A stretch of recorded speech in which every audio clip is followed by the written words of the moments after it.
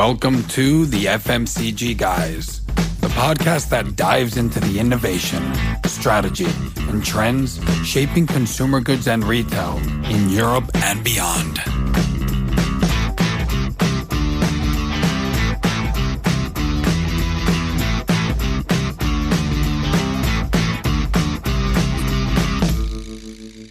Welcome to the FMCG Guys podcast. I'm your host, Daniel Torres. Today, joined by my dear co-host, Efrain Rosario. Hey, Efrain, how are you? I hear fresh back from a holiday in Egypt. Yes, Daniel, fresh back as of yesterday evening. Good to be with you as always. Likewise. We sometimes record our episodes in advance, and we had a big pipeline, so we hadn't seen each other for a long time. So it's been a nice run tray for us. So, Efrain, we have Shoptalk Europe just around the corner, a very exciting time for us. And we were speaking before, fourth time we do it together, which is crazy. It's amazing that it's almost here. You know, it feels like it was just yesterday that we were in Barcelona last year. So it's, this year has just flown by. If I can tell you something, it does feel like not that long ago that we were in London 3 years ago at DXL for the first time together. Remember That's that? Right. That's right. Yeah. I mean, I think, you know, if you think about what's happened in the last 3 years, not just for us, but for Shoptalk as a conference or for the industry as a whole, I mean, there's been a lot of things that have evolved in those last 3 years. Yeah, and I think that Shoptalk Europe is really like, by its own right, gained like a significant prestige and relevance. I mean, it's a great event. I always say it, like the number of brands and retailers there is great. And you and me always, we don't even see each other that much when we're there because we're just speaking with people all the time. No, absolutely. And, you know, I think, I don't know where I read it, but, you know, somebody once said that life happens in the interruptions. And I think Shoptalk is a great example of that, right? Not to take away from the content, obviously, of the conference itself, because that in and of itself is world class. But I think, you know, just like you said, the number of people that we run into that we know as a result of the last 4 years of working on the podcast is it's always a nice treat to be able to come back and kind of have those little mini reunions with people, for sure. Yeah. Probably give a shout out to people that listen to us, but maybe haven't met us and will be at Shoptalk. Do come and say hi with us to us. We'll be happy to take a picture.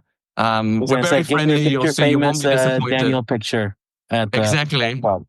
For sure. Efrain needs to be trained still to take more. But anyway, so we're going to be speaking today about Shoptalk, but also with one of the coolest consumer goods companies out there today, which is Mattel. And we have no other than Sanjay Luthra, who's their EVP for EMEA and also the head of global direct-to-consumer. Hi, Sanjay. How are you? Thanks for joining us. Hi, Daniel, Efrain. It's an absolute pleasure to be on this podcast. I've watched some of the podcasts recently, and you're doing a cool job. So congratulations to the FMCG Guys podcast. Appreciate it. And offline, I can share with our audience that Sanjay was already giving us some very interesting ideas of other things that we could do. So look, we're always welcome. And that's something that I want to share with our audience as well. A lot of people listen to us, but not many people communicate with us. So feel free to give us your feedback, whatever it is, via LinkedIn. We're open to new ideas, suggestions, future guests, all those things, but for sure. Exactly. So Sanjay, thanks for joining us. I think you're joining us from the UK where you're based, right? Yes, I'm in UK and we are based here, our regional headquarters for Mattel, where we manage the EMEA region from. Perfect. So we were talking about Shoptalk, Sanjay. I mean, you've been a regular there. I know you spoke last year. You're going to speak this year. What do you like about Shoptalk and what are you going to be doing there this year? Yeah, no. First of all, last time was my first time, right? I have to tell you that the assumption I went with to the reality of the Shoptalk, it was massive. It was a big event, very well organized, kind of, with great participation, multiple corporations. Kudos to the Shoptalk team, for what they have created there. So it was my first experience Yes, I'll be talking this year. I'm looking forward, in fact, to that. It's about strategies for marketing successfully to multiple generations. That is the topic I'll be talking about, and at Mattel we have really done that well. So I wanted to share that a little bit. And also, right, it's a great event where you share, but the amount of participation I saw last time, I was like a sponge, kind of, absorbing so much new trends, emerging trends, which are happening across the retail industry and technology industry. So it was a great event to attend And and I, participate. I have to say, Sanjay, that Barbie car that you had it on the show floor, very close to the entrance, I think that's maybe why I thought you'd been to more of these events, because that went a long way. I still see posts on LinkedIn of people at that Barbie car. That was very cool. That was very cool. Oh, and I can tell you, Sanjay, shameless plug here, that I watched the Barbie movie beginning to end while I was on vacation in Egypt one night in our hotel. It happened to come on one of the channels, and we couldn't turn it off. Wow. Did you watch it with the family? Like, it's like, people have watched it alone, kids have watched it alone, moms have watched it alone, and then families came together and watched it together. It is kind of, multiple generations have connected well to that movie. And that's the beauty. We love that about our film. Yeah, absolutely. I think, like you said, I think it's tailor-made for the subject you're going to be discussing at Shop Talk this year. Absolutely. I actually watched it on a plane once. I think I was going to grocery shop in October when in Vegas when I watched that in a plane. It was great for the plane because you want something that doesn't make you think, that's fun, that's energizing. So it was very good. Yeah, I think it's a great movie. Yeah. Well, I would actually say that I think on second, third watch, I think it actually does make you think quite a lot. Because that's a good point. As I was saying it, I was thinking it actually does make you think quite a lot. Yeah, for sure. Well, I think that's the sign of a good movie, right? Where every time you watch it, you discover new things. And even that's the beauty of content as well, right? Because like I was never in the Barbie, like I was never the target audience for that toy. But when somebody like myself, who's not necessarily the primary target, can still enjoy it and can still, watch it 2 or 3 times, I think, that in and of itself shows the value of content. I've heard people comments on dads kind of, coming back and saying that, we watched it with our daughters and we connected much more, during that movie and after that movie. So there are great stories. It's all around social media. It's a good one. Well, I would just say lastly, and then we can move on to another question, which is like, I'm actually jonesing to get one of those I Am Knuff sweatshirts that Ryan Gosling was wearing. So, I mean, and that's, now almost a year after the movie came out, but that's again, the value of good content. Yeah. So Sanjay, you're now currently the head of Mattel EMEA and the head of global direct to consumer. How did you build your career towards that? What's your background? I'm from India. I worked in a couple of few companies before, largely Yamaha and Ray-Ban sunglasses in India. And then I joined Mattel. I was head of sales and then became country manager for Mattel India. That was my first chapter 23 years back when I started in Mattel. So it's after running India for 5 years, I moved to Poland and started subsidiaries for Mattel in Poland, Czech, Hungary, and Russia. That's what I did in my second chapter at Mattel. Then I moved to Canada, and I was heading Canadian operation, and I was part of North America leadership team, Daniel, and I was also part of global Amazon team. And then from there, I moved to Europe to head EMEA. And that's what I've done for the last 5 years. And I'm also, since last 5 years when I came here, I also am heading the Toy Industries Europe, which is the forum for all toy manufacturers in Europe. and I'm the current chairman for that. And then the last 3 years, I'm also heading Mattel's D2C operation, direct to consumer operation. And it is the fastest growing business within Mattel. Let me rephrase it. One of the fastest growing businesses at Mattel. Depends on how you break it down, I imagine. Yeah. So, Sanjay, I mean, just, as you were talking us through it, it's amazing to see or to hear how many countries you've worked in and you've led marketing teams in. I'm just curious to get your perspective in having that breadth of exposure to all the cultures that you've seen. Have there been any particular learnings or like lessons that you've taken away from that in terms of being able to adapt as quickly as you have to working and operating successfully in these different cultures? Yeah, I would say I have known and partnered with all top retailers across the world, right? That's one of my core competence, and relationship with retail, strategic relationships which I've built for Mattel across the world with retailers. I would say the challenges, number one, friend, to your question is the challenges are different. The challenges are different in different countries, but the intention of retailers continues to be the same.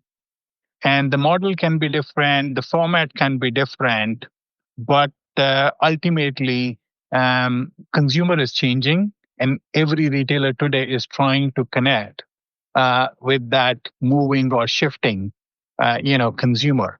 That's one common theme. The cultural differences are there, right? People everywhere across the world have the same intention to be successful and deliver for what they're doing, but their approach to that end results are different, which is the cultural orientation of that. As a family, we have lived in 6 different countries, 3 continents, and we are a tech family. If you come to our house, you will find a couple of drones and robots floating around. So that's which is the beauty of being a global family and having lived across the world. Interesting. So you've moved with a partner, with kids and everything, and with the robots as well. Yes. That's how we have done all the moves.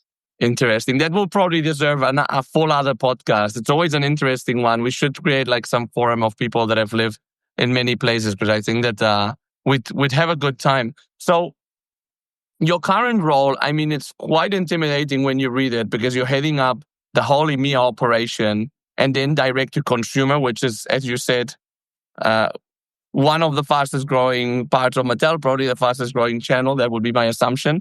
But what does your job look like? Like, what does your day to day, if you like, look like? Yeah, I think at Mattel, we are going through this, I would say, a digital transformation, right? And that's where we are headed. So through direct to consumer business, because direct to consumer business is a catalyst, for digital transformation within the organization. If you look at technology transformation within the organization, marketing transformation, or supply chain transformation within the organization. So I would say the days are hectic, right? But when you love something you're doing, you enjoy it every day. And it's the interesting part is that EMEA is not less challenged right now with the geopolitical situation and everything else that is happening. So you have to be on top of what you're doing in the region. It's one of the most diverse regions with multiple currencies and maximum amount of language variations. So it's a complex business in itself. And then the direct to consumer global business is kind of, it's moving so fast, and it's becoming like a bullet train, that business. So it's interesting to be part of that too. Yeah. So I'm curious, given that you've got both broad responsibility for EMEA as a region, and also, like you said, very functionally driven, or route to market driven from a D2C standpoint. What is the role of D2C in the broader commercial strategy for Mattel? I think for any commercial business, for any corporation, a friend today in the world, it's so important that D2C is an integral part of that commercial strategy. And not only it's an integral part, but it's an integral part with a long-term vision. How that will emerge, and it's in as I said, our D2C platform is a catalyst to all the digital transformation, innovation, and greater consumer connection across the corporation. It's a strategic priority for Mattel as a corporation, and it's a best-in-class digital destination which we have created for adult fans and collectors from across the world who can come on that platform and experience their childhood brands and share their thoughts and feelings and feedback on those products.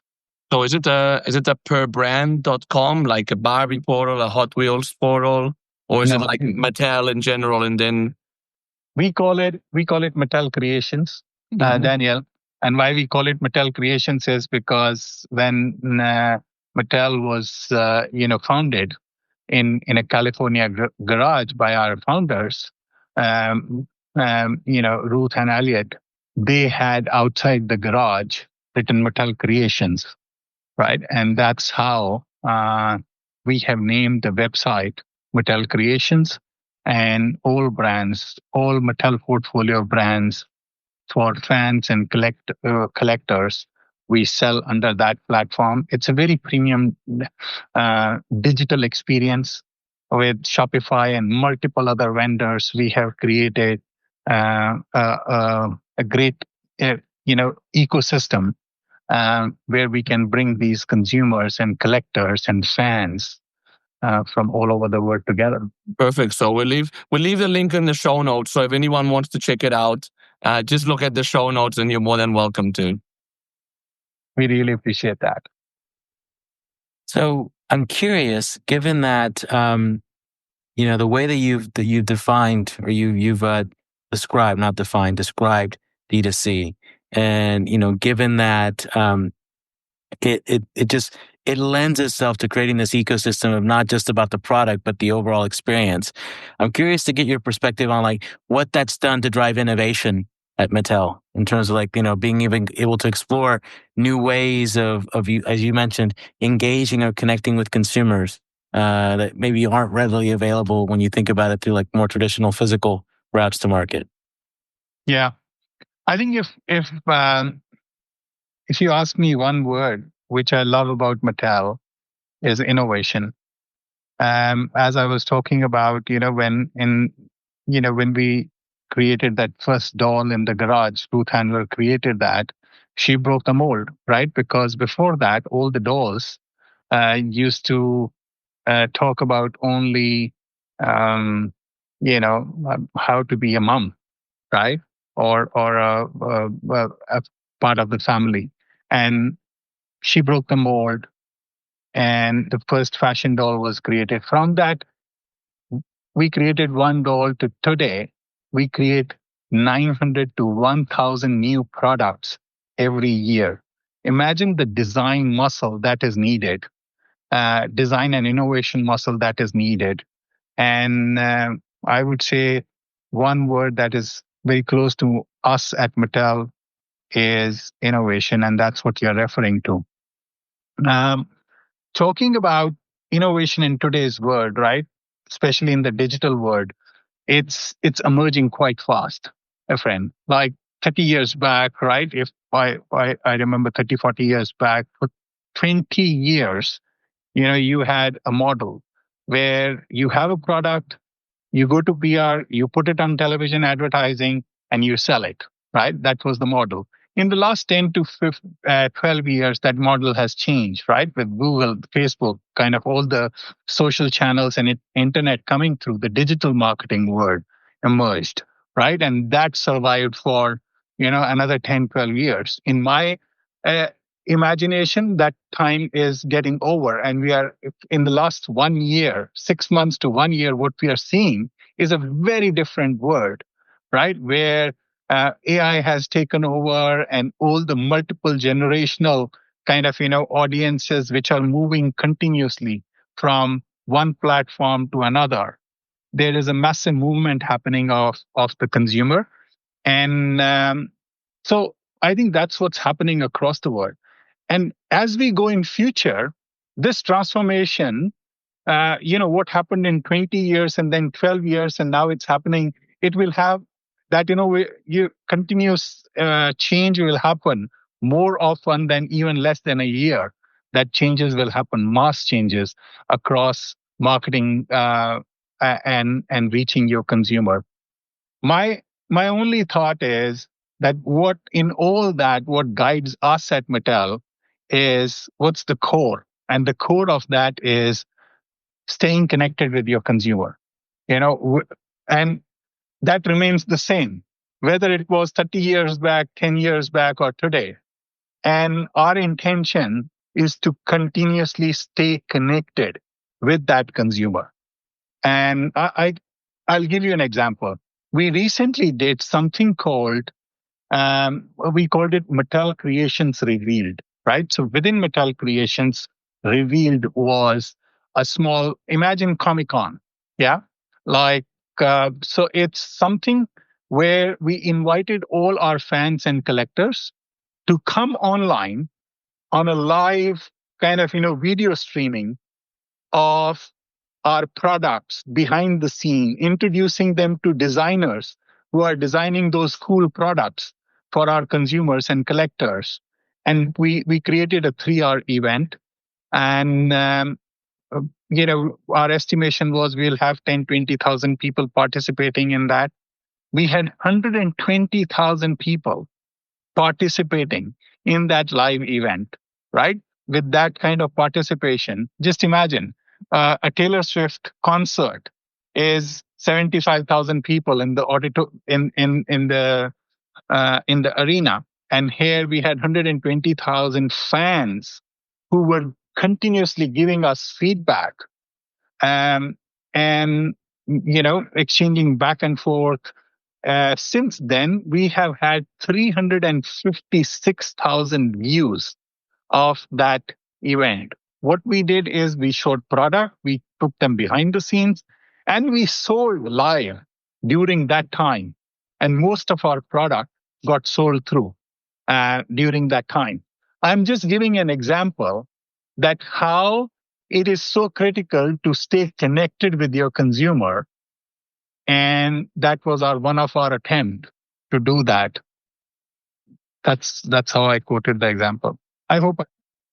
I need to ask you, like, how important is for you that like really core loyal fan base versus like, like the majority of the consumer, which is more like maybe not as loyal and more patient, if you like? I would say every consumer is important to a corporation, right? Because you can always create a product for them. But coming to the fans and collectors, they are hardcore fans of your product and your IP. And the amount of love they have for the product is very high. But that also means that they feel they will give you more solid and direct and open feedback. And as a corporation, when you are dealing with them, you should be open to having that direct feedback coming through you. And it's very important for organizations like us to get that, which helps us in kind of designing toys for them, and it helps us in every other area. Yeah. I can see how, but then I think like these fans will also actively promote your brand, and the feedback loop is amazing. So one thing that did hit the masses was the Barbie movie, which became, I mean, I don't know if I've seen anything similar to it. It's 2023. I don't know. I felt like it was longer ago, but it just became like an instant classic. I mean, even like, I think it was such a big social phenomenon that we kind of disassociated it with the actual Barbie doll, and up to some extent. How was it from inside the company that was behind that movie? How was it for you guys? What has it meant for Mattel as well? Yeah, so I think it was something which was very very close to our heart, right? And when we wanted to get into the that Barbie movie, I think for us it was not just creating a film, right? The vision of our CEO and was what we wanted to create is a cultural event, right? Which is relevant for multiple generations across the world, right? That was our intention, and that's what we were able to do by creating that movie. It's not a film; it's a cultural event which is multi-generational. It touches kind of all genres and all generations. And what we wanted to showcase to the world is that how we have the ability as an organization to connect with the topmost, collaborate with the top creative talent in Hollywood, and match it. Once we have created a great movie with that collaboration, how do we our global demand creation capabilities on the product and the consumer products and everything across? And so we wanted to showcase that, and that's what we were successful in doing that. And that is the vision of our film division, right? Where we collaborate with leading filmmakers and make standout quality movies based on our iconic brands, and that will resonate in culture and appeal to the global audiences, right? That's our intention, and that's the vision of our film division.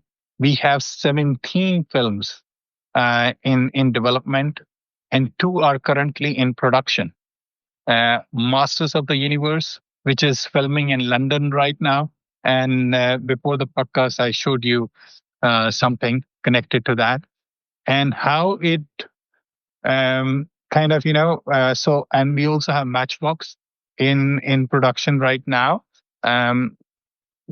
That's kind of, though both the movies are with very high caliber of talent and cast. So I hope I shared with you what we're wanting to do there. Yeah.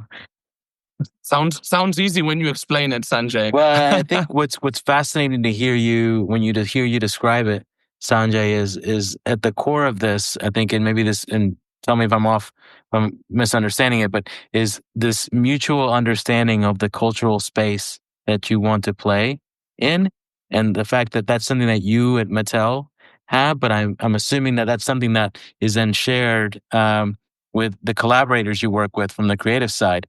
And like that mutual understanding of that cultural space is what has made movies like Barbie's the phenomenon that it is, right? It's like it's built on a solid foundation of that understanding.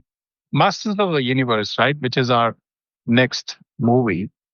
We have a release date for that, which is June 2026.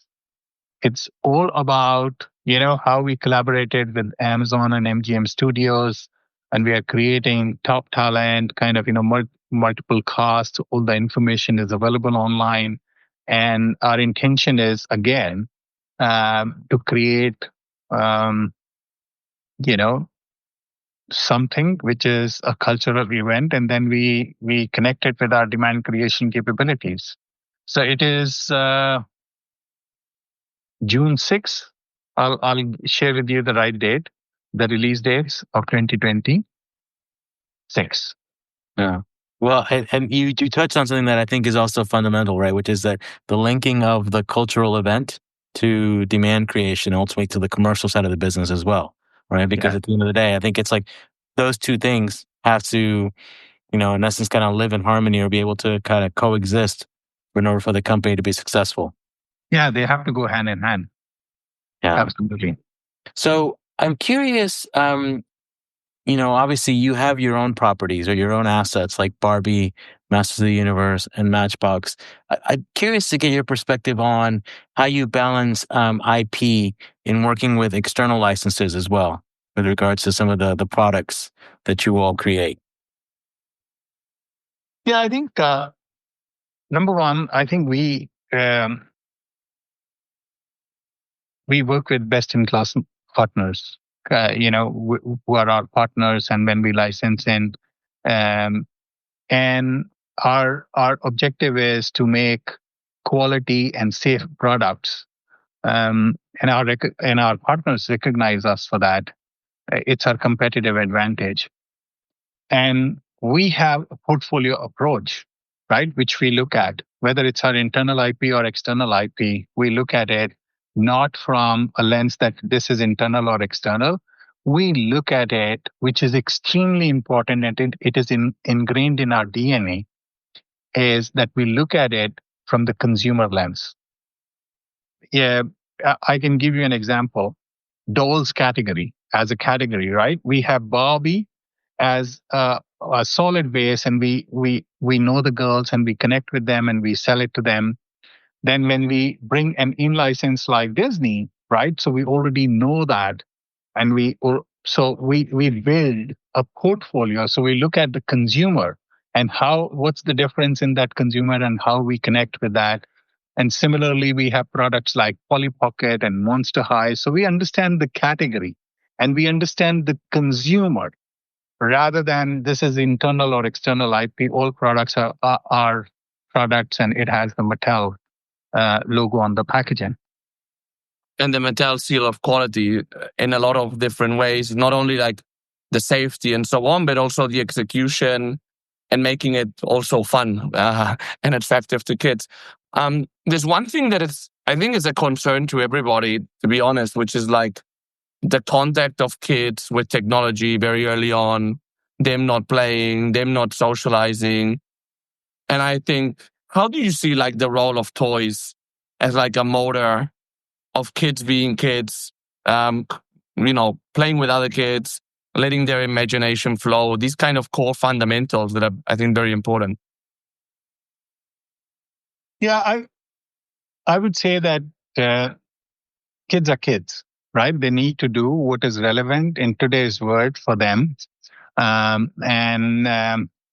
So I would say that for an organization like us, it is understanding that kid and kind of, knowing what those kids are doing.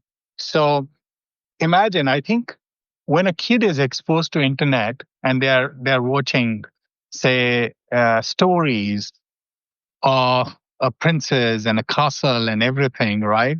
Then it's important for us to understand that, and so that when they start playing with the toys, their world looks very similar. And our thinking is that to make that world look real life on their table to the stories, that's where the connection of Mattel comes in. The diversity which we have in dolls today, on Barbie dolls, there are 180 different body shapes and forms on Barbie, right? Which is the diversity we have created because we know that if a girl is having a real birthday party at home, what kind of, um, so to create that, word for that girl in the dolls, that's why we have created that variation. So we feel that internet and physical play goes side by side. It becomes more meaningful if it is connected on both sides. And it makes it real for us to understand that word of the kids. That's no, it's fascinating to hear how that you said you've been able to bring tech and the core essential of kids being kids together. Shifting topics slightly, I want to go back to just the breadth of experience that you've had in regards to leading successful teams across different cultures and across different countries. And what is your perspective with regards to the type of leadership and environment that you as a leader create in getting the most out of your teams and out of your people to be able to deliver the impact that you have? And also, if I can build a bit up on that, also considering the world that we're in now with all these remote models, hybrid models. Well, you yourself have a local role, Europe, EMEA, and then you have a role which probably is based in LA. So, yeah. Yeah, so I think the most profound piece of leadership advice I got very earlier in my career, and I have followed that, is the principle of servant leadership. I call it, right. It's my concept, and it's all about the idea of true leadership is empowering others and not commanding them. It is all about teamwork, and it's not about power, but it's about support. Um, to me, I have followed it. I call, Amrellis will know that I call myself a barrier controller, right? As a leader, you need to understand at what pace of speed your team is running and at what time they will hit a barrier. As a leader, it's very important for you that you are able to remove that barrier before they hit that location, right? That's what leadership is all about. It's empowering. Most of the people who work for you, they're more than capable to deliver that and little more. So how do you continue not interfere them by asking them, what are you doing? What are you doing? Right? Rather than assuming. So I use this phrase very often of barrier control. And that's what my leadership style is. It's about actively listening, removing obstacles. Talking about hybrid and kind of, we at Mattel, we follow a 4-day kind of, in-person collaboration policy, but we have with extreme flexibility, right? That I give my examples personally a lot, that whenever I'm needed to do something on personal front with my parents across in India, right, and family in family members, some of my family members in US and here, you need extreme flexibility, and Mattel provides you that. Average tenure in my leadership team here, people which are my leadership team, would be roughly around 15 years in the company. It's a very family oriented kind of culture. When we hire somebody, people say, why you are taking so many interviews? We say, because we are trying to invite somebody to our family. So that's why we are a little cautious, because I think, I hope I answered. Yeah, no, you did. And I agree on the last point. Right. A bad apple can spread very quick. So it's better to resolve that. I just have a point on the servant leadership piece. Why do we still have so many bad micromanagers out there? Like, is there a reason for that? Because I think that, especially in the last 15 years, I think that we've seen what works is to empower your teams and so on. Why do we still have so many bad managers out there? Yeah, I think it's when corporations start recognizing teams and not persons, then that change is very much needed. It's a team behavior. Whenever the recognition happens, it's about a team and it's not about individual. That would be my thought. Yeah, love it. So Sanjay, this wouldn't be an FMCG Guys podcast episode without our last famous question, which is, if you went back to yourself when you were starting your career, with everything that you've learned now, what would be that one piece of advice you would give yourself? I would say continuous learning. I have followed that, right? I have followed that. There are, when we moved multiple countries as a family, right? You go from in Mumbai to Holland, it's plus 18 to minus 18, right? That's the temperature variation in December when we moved. You are continuously learning the language, the culture, everything, retail environment, consumer, everything you're trying to learn. So you have to become a sponge, and you have to be that learner to go and adapt to a new culture, to a new ability. And that's what I have followed, kind of, I would say to my younger selves that more of continuous learning. And if any young listener is listening to this podcast, my recommendation would be the same. And it's more relevant today, right? Earlier, as I was giving the example of marketing, a marketing guy could understand brand marketing and live with that for 20 years because nothing was changing. It was product and television advertising and PR and go, boom.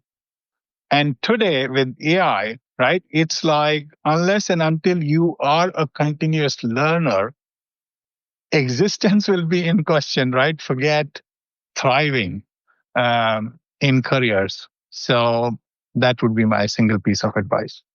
Totally. Marketing, never a more exciting time to be in marketing than now, but never like a more maybe dangerous or challenging time to be in marketing right now, because it's all the eyes are going there. So it's interesting.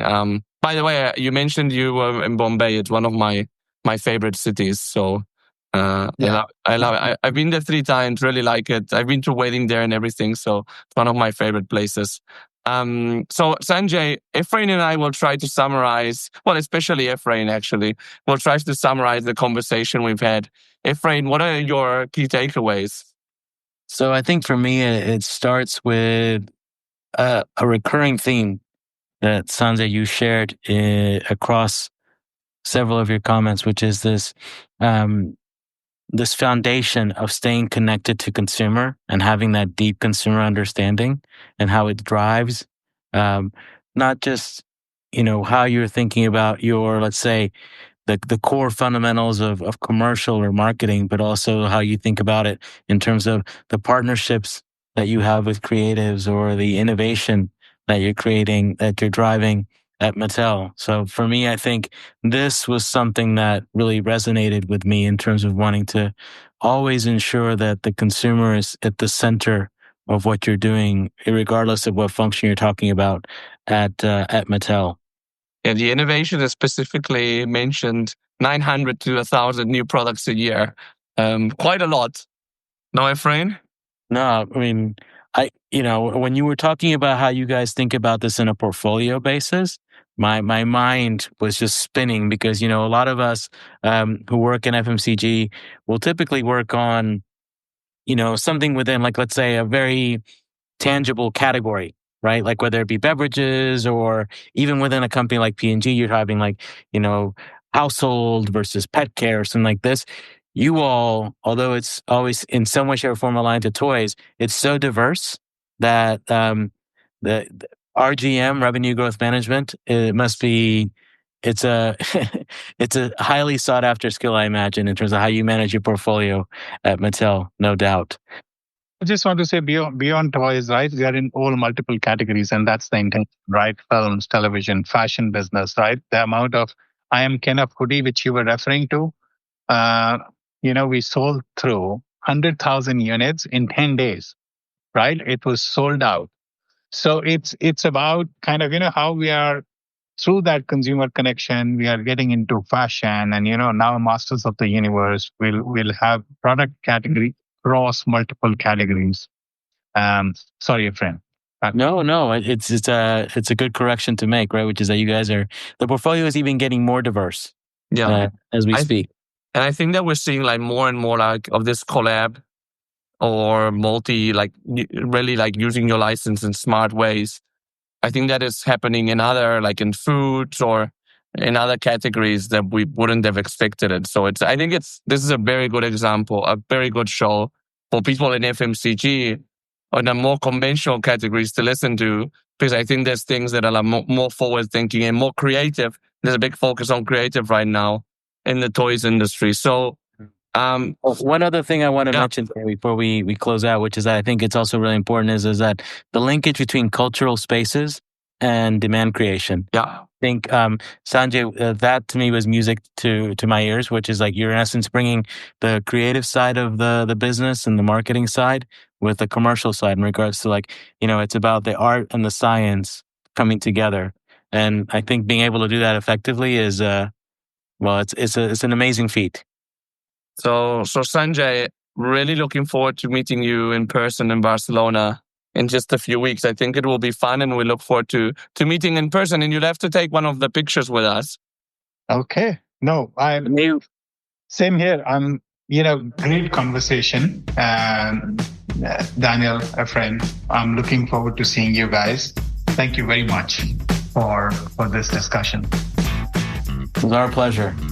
Excellent. Well, thanks both of you. Thanks to our audience as well. And we'll see you in the next episode of the FMCG guys. Have a great day.